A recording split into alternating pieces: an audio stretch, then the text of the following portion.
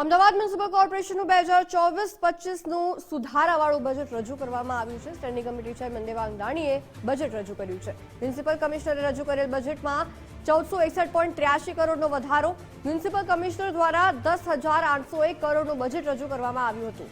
12,262.83 કરોડનું budget standing chairman દ્વારા રજૂ કરવામાં આવ્યું. નવા વિસ્તારમાં પ્રોપર્ટી ટેક્સ એડવાન્સ ભરનારને લાભ મળશે. એડવાન્સ ટેક્સ ભરનારને રિબેટ યોજનાનો લાભ મળશે. ઇલેક્ટ્રિક વ્હીકલ વેરામાં વાહન વેરામાં 100% રાહત આપવામાં આવશે. કાઠવાડા ખાતે ગૌશાળા બનાવવા 45 કરોડની જોગવાઈ કરવામાં આવી છે.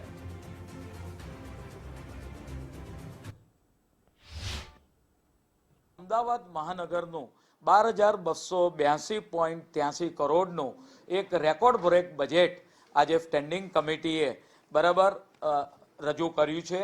અને એની અંદર જે સુધારો છે, જે કમિશનરે મૂકેલું બજેટ હતું એની અંદર 1461.83 કરોડનો સુધારો કરવામાં આવ્યો છે. આમ મહાનગરનું આ વખતનું 24-25નું બજેટ 12,262.83 કરોડનું રહેશે. તેની અંદર અનેક વિકાસના કામો લેવામાં આવ્યા છે. જો મુખ્ય હાઇલાઇટ્સ કરવામાં આવે તો પોલ્યુશન મુક્ત અમદાવાદ, કે ભાઈ ઇલેક્ટ્રિક વાહનો, તદ ઉપરાંત આપણે વાત કરીએ કે સિટીની અંદર ક્લીન એર સેન્સર લગાવવામાં આવશે. પરિણામે જે વિસ્તારની અંદર પ્રદૂષણ થાય તો તરત જ તેનું કમાન્ડ એન્ડ કંટ્રોલ રૂમમાં તેનું રેડ સિગ્નલ દેખાશે. પરંતુ એ એરિયાની અંદર પ્રદૂષણને નાથવા માટે સિટીની અંદર આ એર ક્લીન સિસ્ટમ લગાવવામાં આવશે.